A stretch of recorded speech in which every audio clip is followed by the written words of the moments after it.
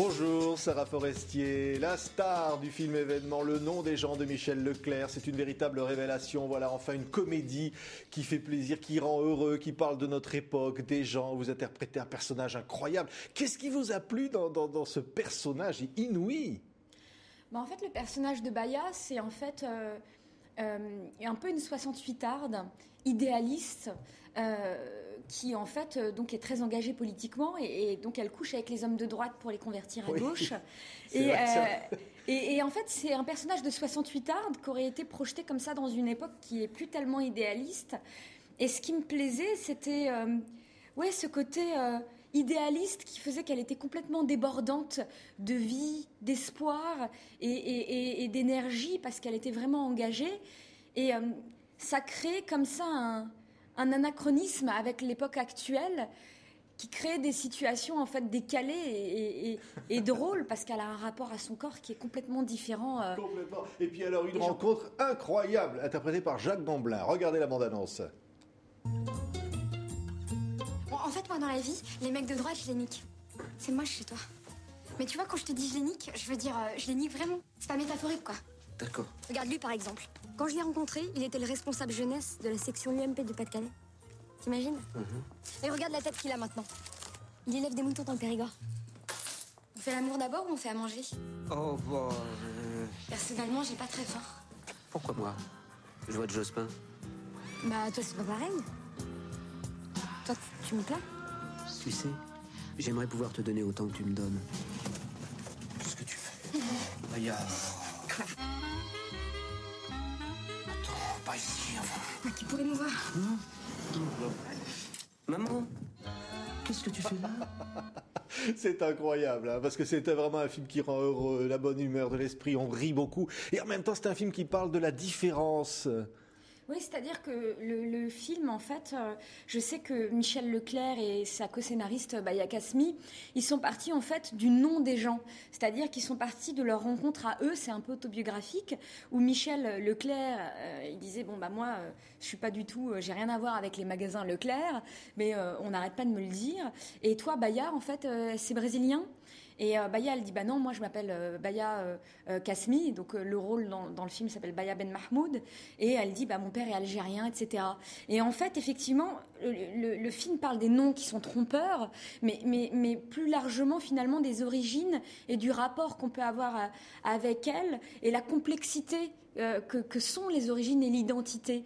Et il aborde effectivement des sujets qui sont aujourd'hui, dans la France d'aujourd'hui, des obsessions nationales. C'est en fait un film profondément humaniste, parce qu'il montre finalement que de ces différences-là peuvent naître l'amour, finalement, et une complicité merveilleuse des deux personnages. Oui, c'est un film qui est vraiment ouvert, et qui, je pense, est du côté de la vie, et de quelque chose de plus quotidien, et il aborde des sujets d'obsession nationale, que ce soit l'identité nationale, que ce soit même le principe de précaution, la grippe aviaire, et des sujets vraiment graves comme ça, même la pédophilie, qui sont parfois des sujets qui obsèdent complètement les médias, comme ça, par vagues. C'est assez cyclique, mais il y a des sujets comme ça qui reviennent et qui sont complètement des sujets qui sont des obsessions dans les médias. Et le film les aborde d'une manière vraiment légère, juste, et il désamorce un peu tous ces espèces de sujets et de débats qui sont assez lourds et qui sont ressassés sans cesse. Et il parle aussi un peu de politique. Regardez cet extrait dans un bureau de vote. À voter. Bonjour. Qu'est-ce qu'il y a, ça va pas?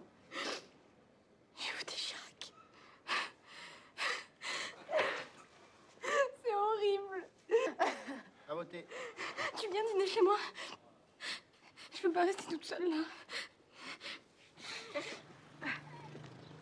Merde. Je crois qu'il n'y a rien à manger chez moi. Qu'est-ce que tu préfères? On fait l'amour d'abord ou on fait les courses après?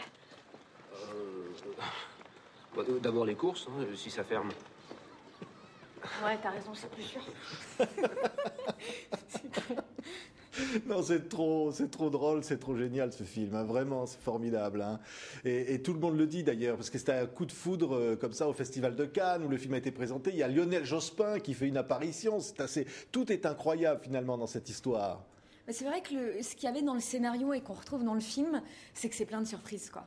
C'est vraiment à chaque fois surprenant et effectivement, en fait, il y a tellement de choses qui sont de l'ordre un peu de la folie, en fait. Les personnages sont tous un peu névrosés. Elle est folle, elle oublie de s'habiller, elle descend toute nue dans le métro à un moment. Oui, voilà, et elle est complètement maladroite et il y a une scène où effectivement elle oublie de s'habiller et elle se retrouve à poil dans la rue et dans le métro. Mais rien ne la dérange, hein.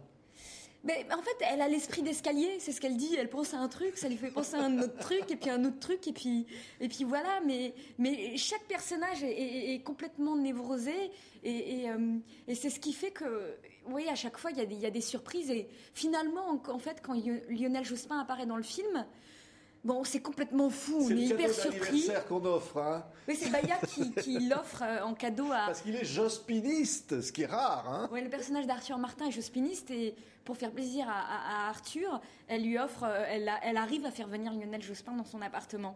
Mais en fait, c'est complètement fou et absurde, mais il y a tellement eu de trucs dans le film Barjo que du coup, tout d'un coup, ça passe, quoi. On y croit et voilà. Comme vous disiez, Sarah Forestier, c'est un film de notre époque, c'est un film qui parle de nous, finalement, de tous. On va tous se reconnaître dans ces personnages-là. C'est ça qui nous touche, finalement. C'est un film qui rend heureux de vivre dans cette époque, finalement. Oui, c'est-à-dire que je pense que c'est un film qui aère, quoi. C'est ce que je disais, c'est que sur la France d'aujourd'hui, je pense que ça aère des débats un peu poisseux et qui sont finalement assez pesants. Et il y a une manière très juste de parler de la complexité, de l'identité aujourd'hui de chaque personne, mais aussi de la France. Et même ce que ça raconte sur le devoir de mémoire, oui. Je trouve que ça en parle d'une manière très juste. Et finalement, on sent que Michel Leclerc, le réalisateur, il sait de quoi il parle en fait, sur ce que c'est que la mémoire, son rapport à sa famille. Aborder évidemment la déportation, le personnage, etc., ce qu'il a vécu dans sa propre famille et elle a vécu aussi dans la sienne. Oui, c'est ça, c'est-à-dire que la famille de Baya vit avec des tabous parce que son père a vécu la guerre d'Algérie, mais il n'en parle jamais. Et la famille d'Arthur Martin, lui, le tabou familial, c'est la Shoah. Et en fait, les tabous comme ça, ils ont des tabous différents. Mais tous les deux, ils ont des tabous dans leur famille qui pèsent sur eux. Et souvent, c'est pas les premières générations qui ont vécu les horreurs qui en parlent. Et ça retombe, ce silence, il devient pesant sur les épaules des générations de ceux qui arrivent après. Ouais. Vous savez quoi, Sarah Forestier, c'est un film formidable. Et vous êtes formidable dans ce film. On est vraiment ravis de vous accueillir pour Le Nom des gens, le film événement de Michel Leclerc. Et vraiment le film qu'il faut voir. Merci Sarah Forestier. C'était cool, merci.